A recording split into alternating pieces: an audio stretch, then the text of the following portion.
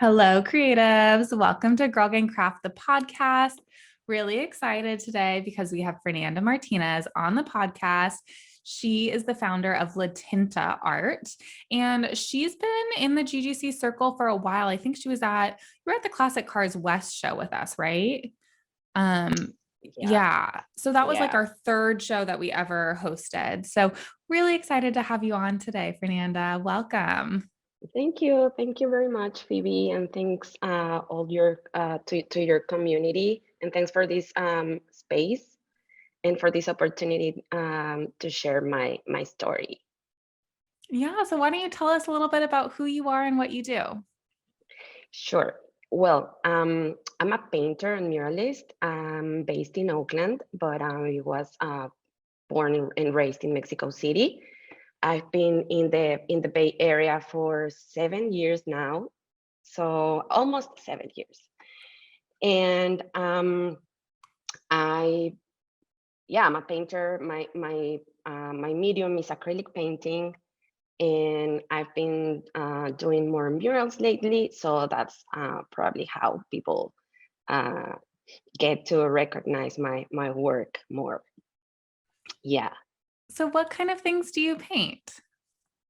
So I will describe my paintings as abstract botanicals. I'm not sure if that's the correct description, but I'm definitely uh, passionate about nature. I really like to incorporate abstract elements and in nature elements into my work. So definitely plants, definitely nature, landscapes, and very vibrant, colorful, abstract creations. And has that always been your style? Or tell us a little bit about finding your current style. Yeah, well, that's a very good question because I think my style has been evolved over the years. I think you're more probably familiar with my previous style, which was very detailed. I don't know if you remember all these illustrations. I was feeling very comfortable working with watercolors and washes and incorporating these mediums into my illustrations. Also, my work was very, or I guess it still is very pattern oriented.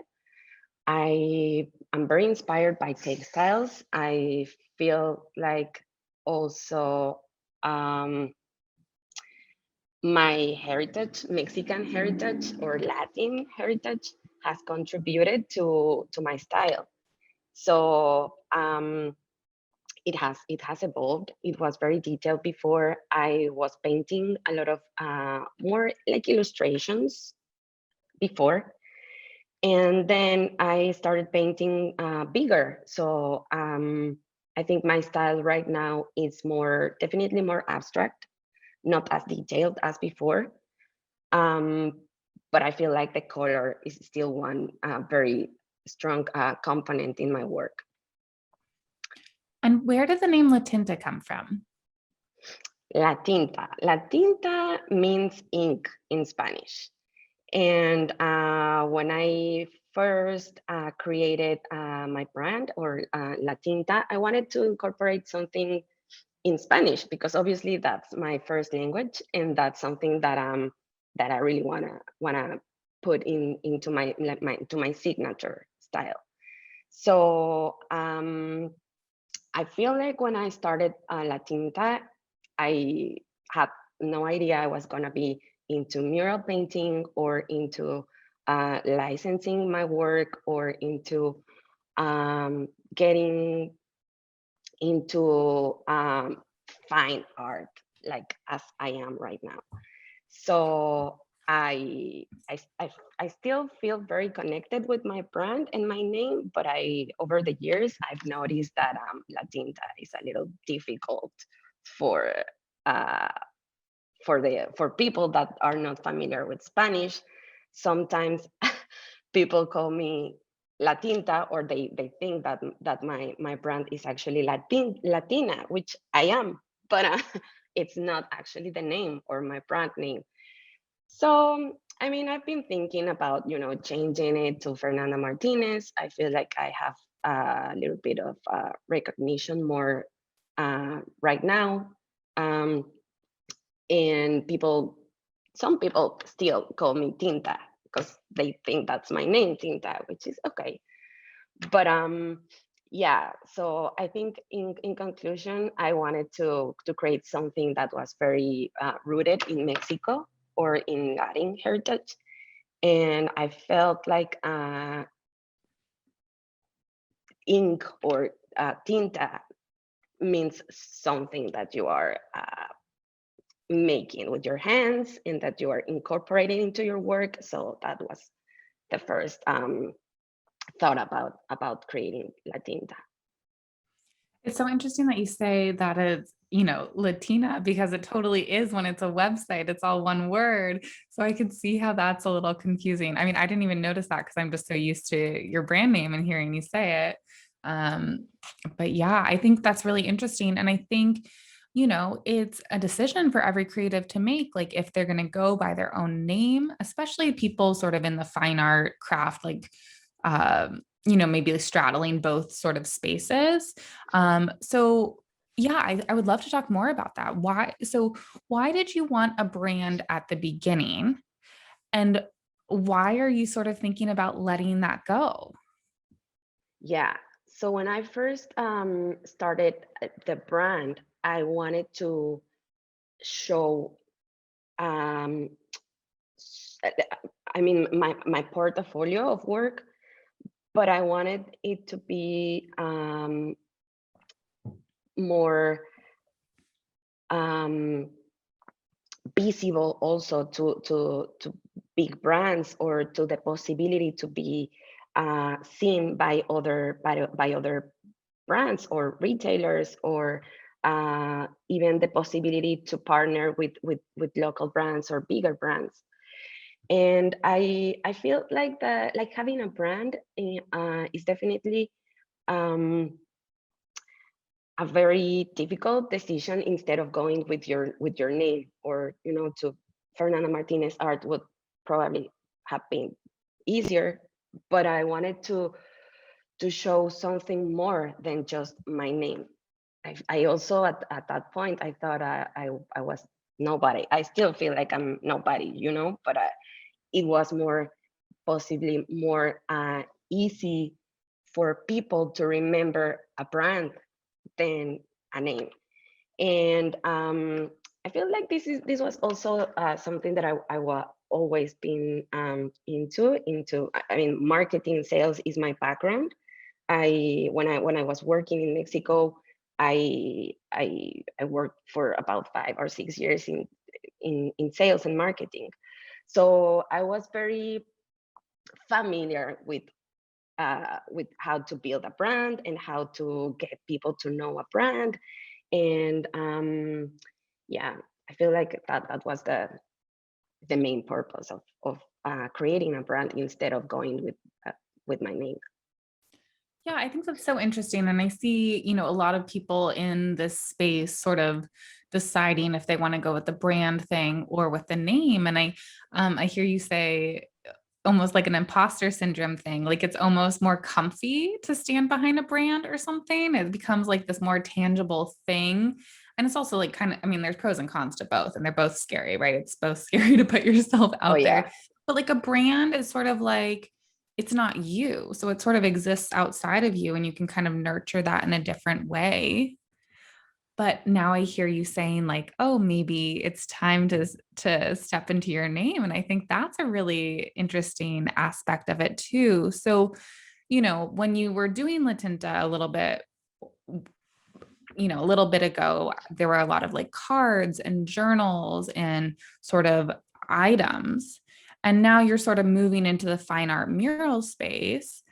Do you think being in that sort of different genre gives you space to like step into your name rather than the brand? I feel like there's a space for both right now. I feel like I've built I feel like a strong brand, at least locally. And I feel like I still have a lot to contribute to my brand as Latinta in terms of stationery, in terms of accessories, probably clothing. I've been, exploring possibilities for Latinta as a brand, but I feel like also separating my fine art name from Latinta will probably provide more. It feels more legit, I guess. And like in for galleries and for collectors, for exhibitions. Um, yeah, I feel like I have room for showing myself more as a fine art, and showing like a group of things into Latinta.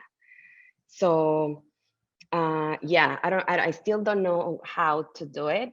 I'm exploring the possibilities, and as I'm growing as a business owner, I'm also um, trying to see how to manage that or to handle that in the future. So yeah, probably it's a really good question, and that's something that I don't have the answer right now, but I really want to create something bigger with my name instead of the brand. I think that's exciting. And maybe it sounds like there's room for both. And that's a really cool thing. So I want to talk about a little bit about your licensing and how that's going, Mhm. because I think a lot of our community sort of forgets that that's an option. And I know I talk a lot about brand partnerships and stuff as like a human, but there's a lot of cool opportunities for artists to partner with bigger brands in a licensing capacity. So, can you tell me a little bit about how you first got into that and what that looks like? Yeah, I think I that was not in my radar at all when I started. I thought that I wanted just to create and put the product directly to my audience, and I didn't know that that was a possibility. But I feel like at that moment I was using a lot of social media, and I was also uh, very into craft fairs and creating like this networking and these connections with local makers and with other makers as well. And I feel like as I was creating and developing my style, I saw the opportunity to create a bigger audience for my work by going into that route. So my work at that time was very, as I said before, was very pattern oriented. I was creating a lot of repeated patterns, and I was exploring with also digital work a lot. And I feel like in the beginning, the social media, the internet kind of opened that door for me, because my work was seen by people, or by I don't know, buyers probably, or people in the retail industry, and they probably saw an opportunity of getting like new patterns and new um, colorful, vibrant um, illustrations to put into a new line of accessories, or even yoga mats, or like different things that I have no idea I could create, or at least not by myself. Because also, if you think about yourself as a brand, you have to outsource, have your manufacturing opportunities, even outside the US, or your capabilities. So yeah, so I think the internet and social media opened that door for me to license some of my first works, and actually was a really good opportunity that came at that time, and it was for Anthropologie, which is now, like, it was before, but it's still a big retailer. And I that was very unexpected. I didn't seek for that, but it came to my business, and I was very grateful. But also, I think it opened also my vision to see how more I was able to expand, and how more I could still create, and even expand to other line of products, no, like clothing, or even create my own, my own brand, with accessories. That's still something that I do with my brand. I still create journals, cards, and yeah, like other stationery products. So how did that relationship with Anthro do? Are you still in that relationship? Did you think it was successful? How did it go?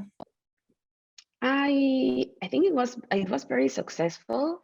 I'm not talking about the monetary thing, because you know that these one-time license fees are not like super huge, or like I didn't make a lot of money out of it, but I think it definitely contributed to create other strong relationships with other brands, and it kind of put me into the radar of other retailers. So as far as the relationship right now, I'm not in contact with them anymore. But and I know they've been obviously have license work from other makers, because they do that all the time. And it's just nice to see your work into printed into these beautiful accessories and journals and things, and just seeing that in the real store, it's very, yeah, it's very nice.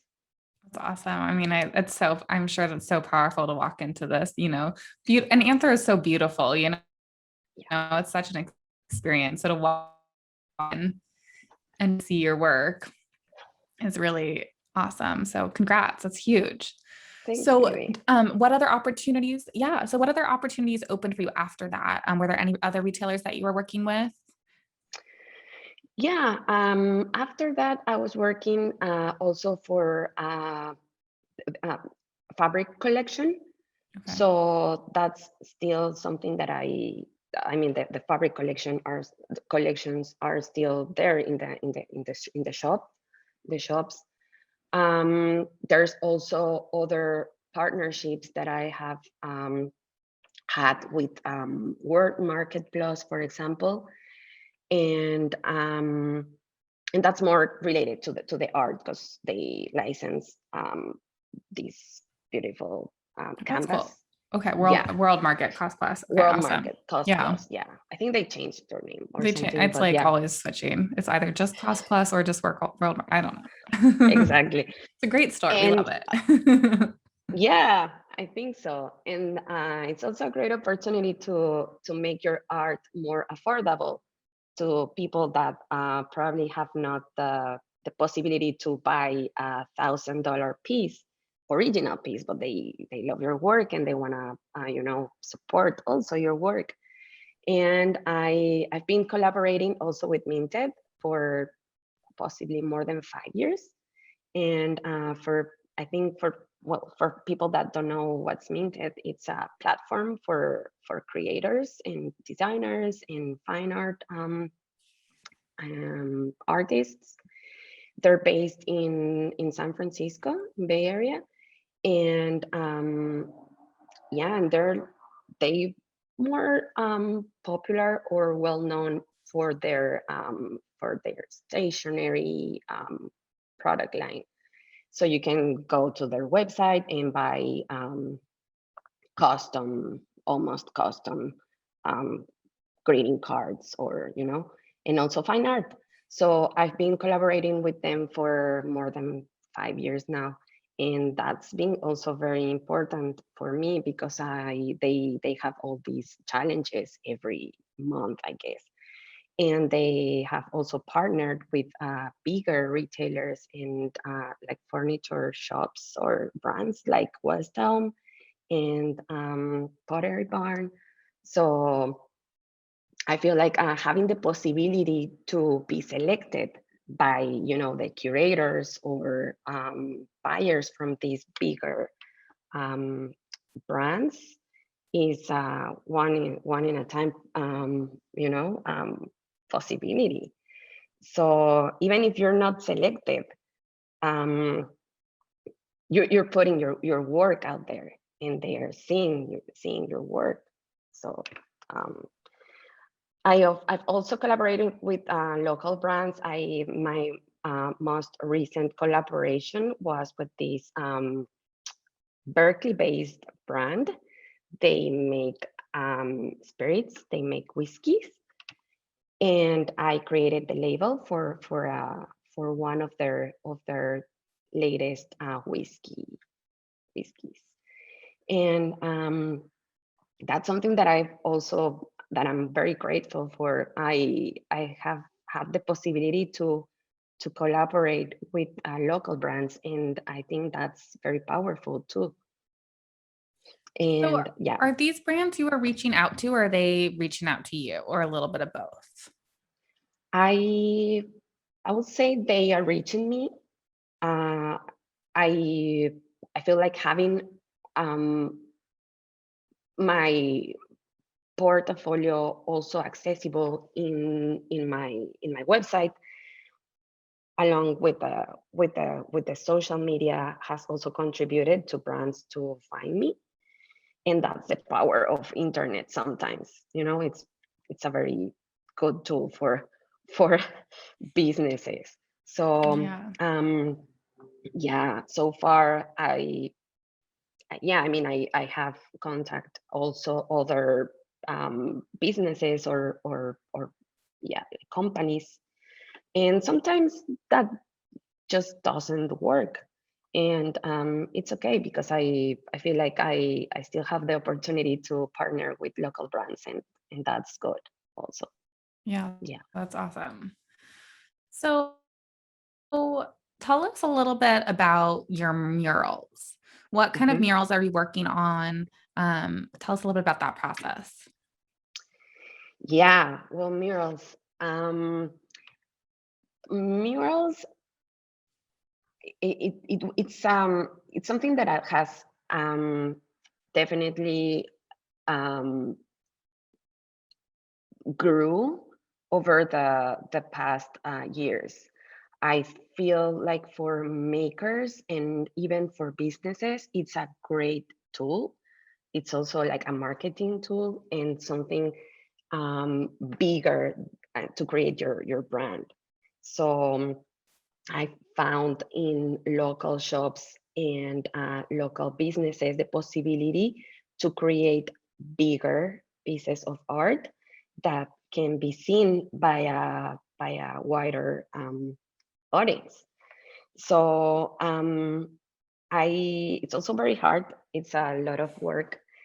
It requires a lot of physical work and planning, which is something that sometimes people don't see. They see a huge mural and they think like, oh, they painted that in, I don't know, 2 days, but they don't know how difficult it is to actually get into the lift or the ladder and paint everything. It's almost like 10 hours a day working nonstop. And I love painting murals. I'm not complaining. I'm just saying that it's very difficult, and sometimes it's not. It's something that people don't pay very well. So also, um, I think like yeah, having the possibility to work with other businesses and even like art advisors or other companies can create bigger opportunities, or even other companies to consider your work, and that's a little bit better paid than other, local projects. And it was very hard last year because during COVID, all the murals were canceled. So all the projects that were almost um, about to happen, they just got canceled. And it was very hard because, I mean, not only for me, but for everybody, but for other makers, it was very hard period for us. But this year, luckily, we yeah, I think the last time I counted, I created more than 11 murals this year. So it's almost like one mural a month. That's And huge. it's huge. Yeah, I was not even aware of that number until recently, that I was looking at my finances. And like when you're like trying to get back the control of your income. And yeah, I feel like it's a huge milestone, because I'm not even like the more known muralist in the Bay. But yeah, it's been very rewarding for me. I love painting murals, and also I love the possibility to create something bigger than just canvases, or a product. And it's something that luckily will live for more than 10 years there. So yeah. Yeah, I mean, it's so awesome. And I love what you said too, because it really is a good opportunity because, people are Instagramming that, business, it's good for business because people want to come into a pretty space. It's good for brand recognition because if people are driving past that mural every day. And like you said too, it opens up the opportunity. So maybe like small, retail stores in Oakland aren't paying that much, but the tech in Oakland is. And if the person drives by that and really likes it and wants to contact you, and Twitter can pay you 10 grand, like, yes, please. Yeah, yeah, exactly. And it's also something that's important about murals, is that it's a word of mouth, as you mentioned. Like, people that go to the shop and they see a beautiful wall, they will ask them like, who painted this, or how can I get this in my house, or in my business, or in my yoga studio, or my plant shop, or whatever. So Yeah, it's a absolutely. word of mouth. Yeah. So have you been doing the murals by yourself or have you been getting any assistance?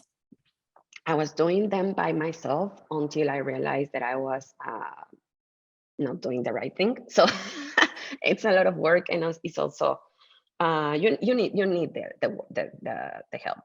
So yes, I'm getting now help from artist friends, and also these budgets have allowed me to hire them and to pay them fairly for their job, so for their help.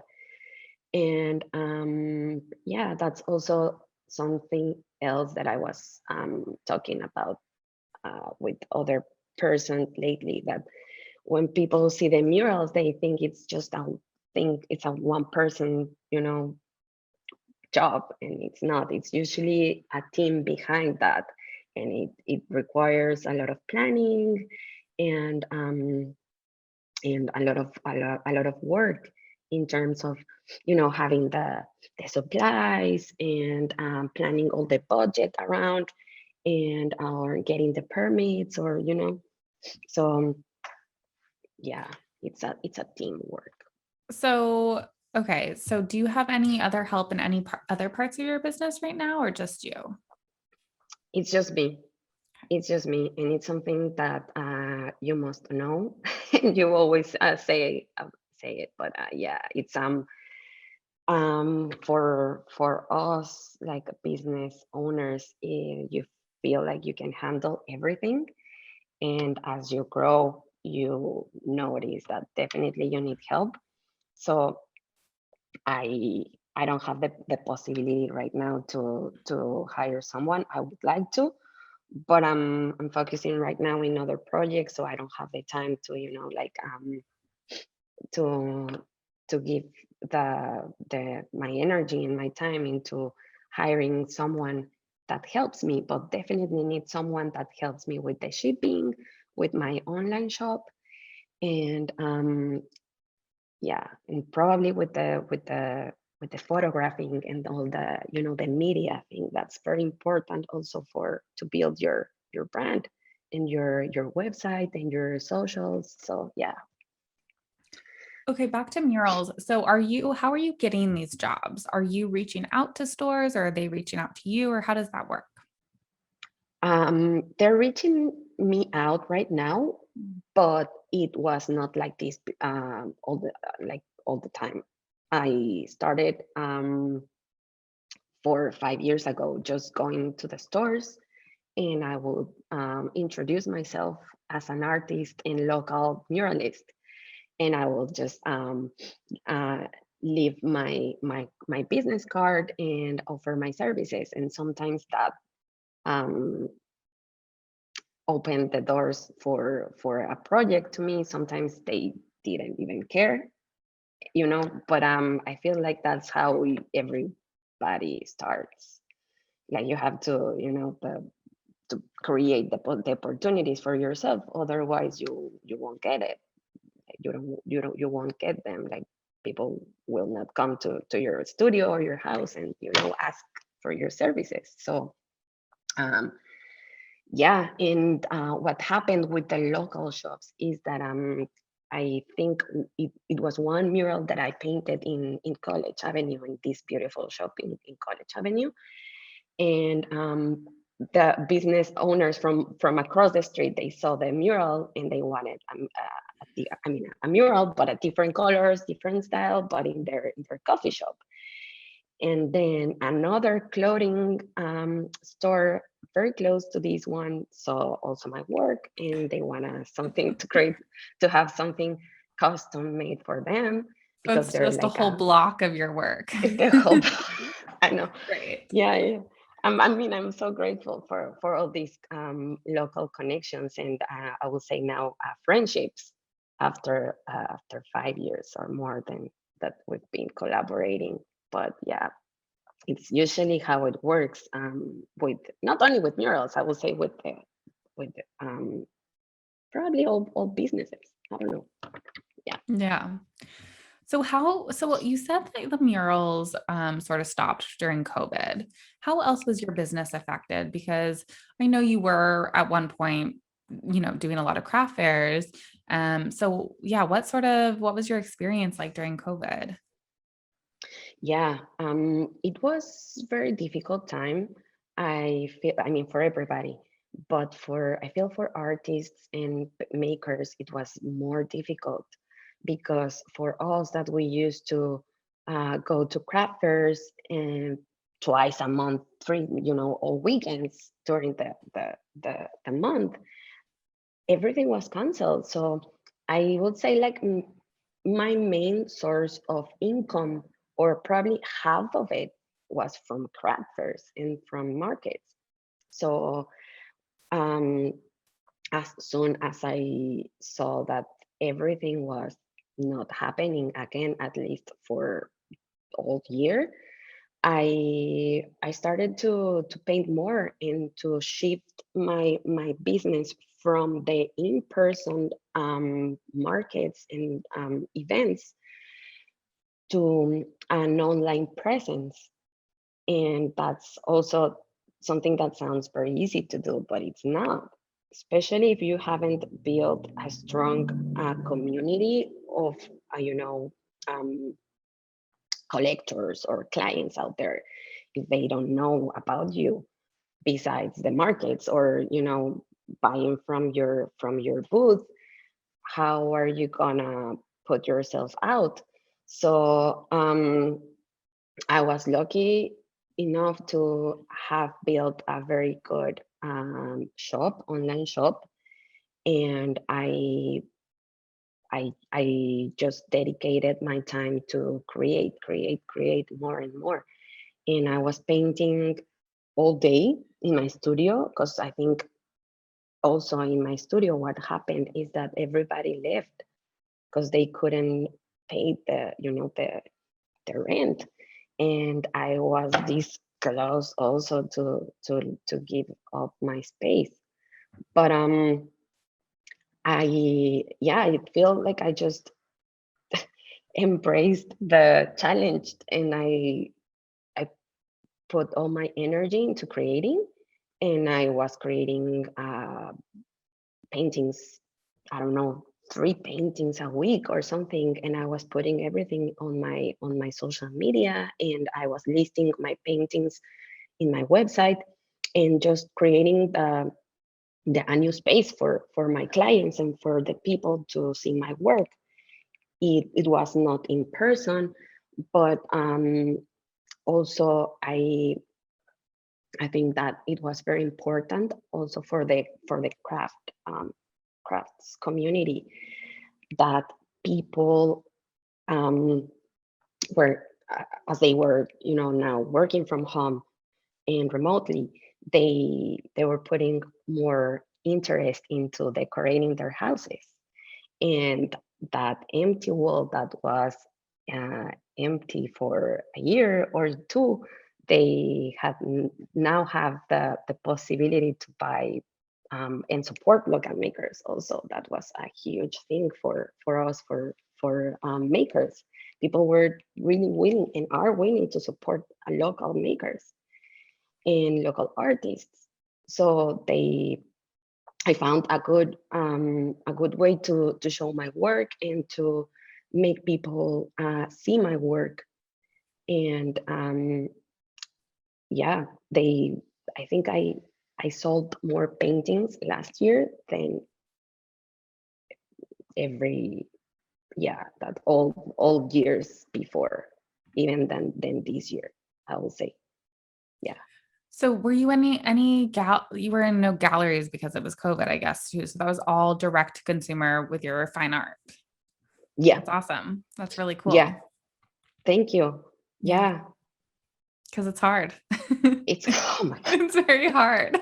It's so hard. Sometimes you feel Yeah. like you're just putting yourself out and nobody is actually looking at your work or anything that you do, but they are. So just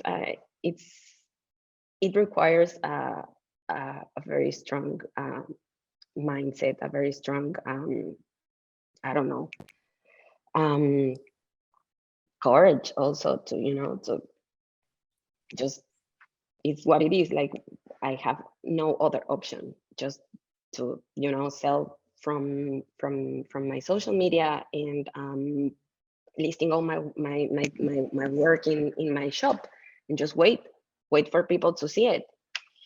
And yeah, so I'm just grateful that now it's not, I mean, it's not over, but it's just peaking again, peaking. Yeah.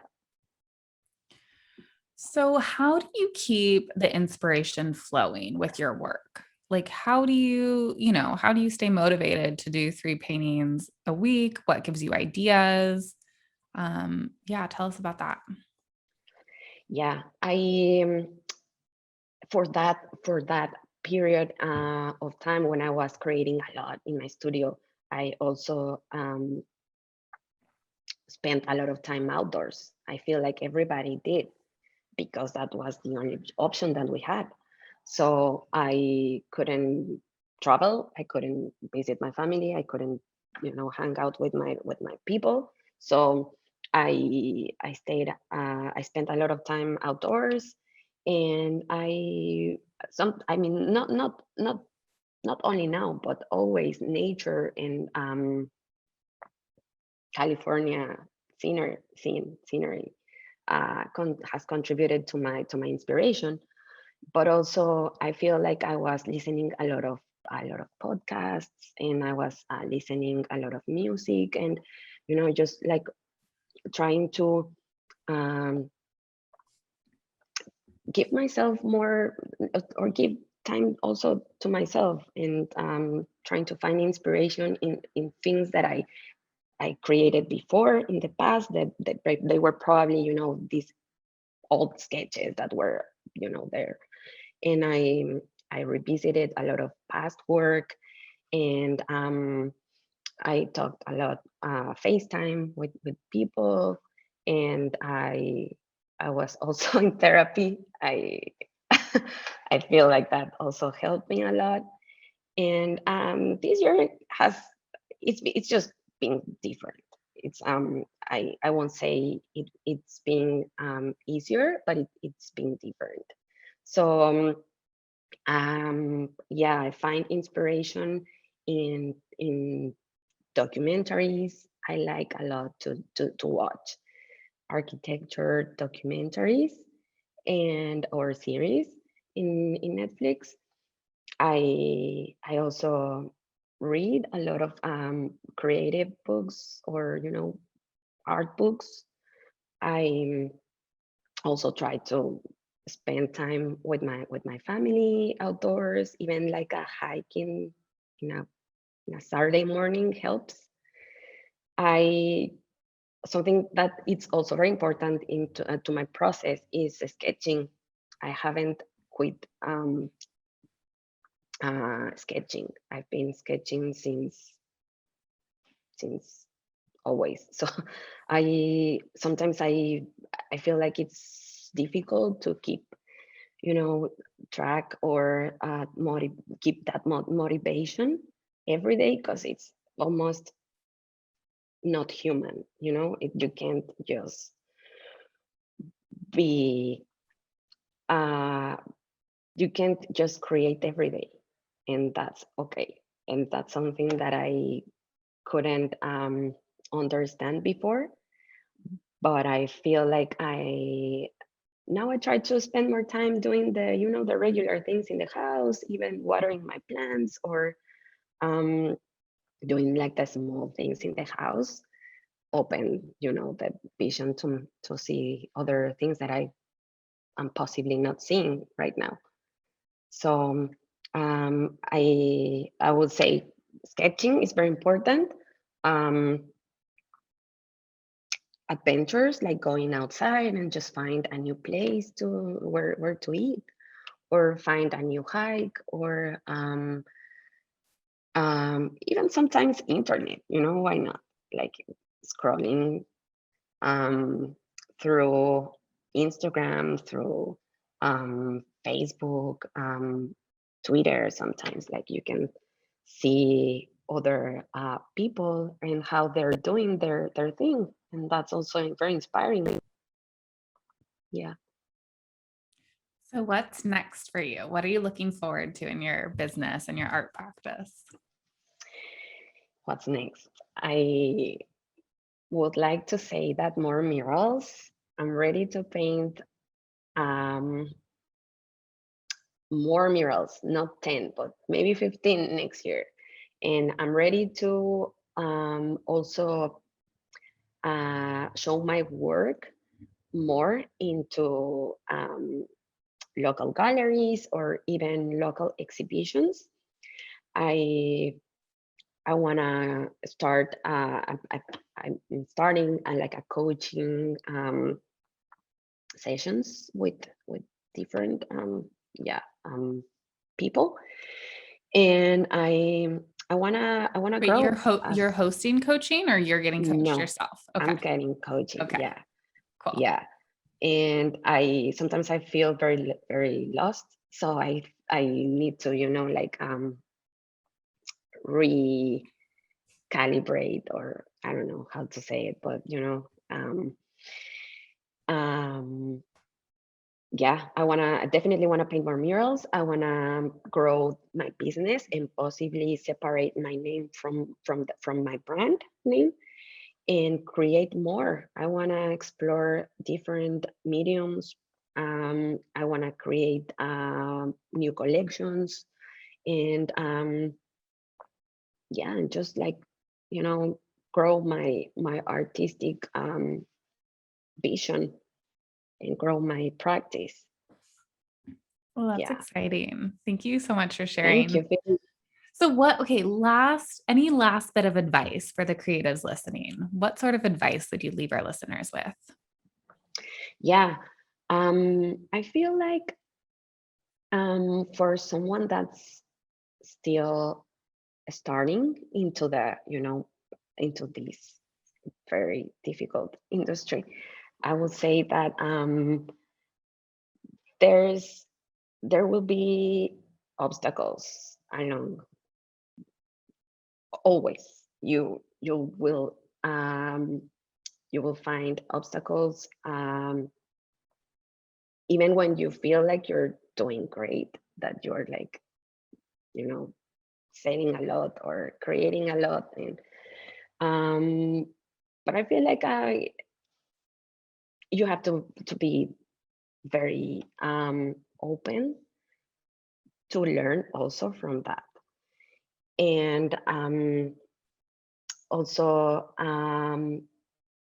move very fast with the new with the new I don't want to say trends, but yes, trends, because people now are looking for more um, fast fast content and fast things, and everything has to be fast, and even like your shippings now have to be fast, when you're shipping your work. So I would say just try to stay very human and try to be very human. And if you are lucky enough to find people that think in the same way that you think, you're gonna grow a very good audience and people that are there supporting your work, even though it's not your best work, or so just learn from the failures too, and try to create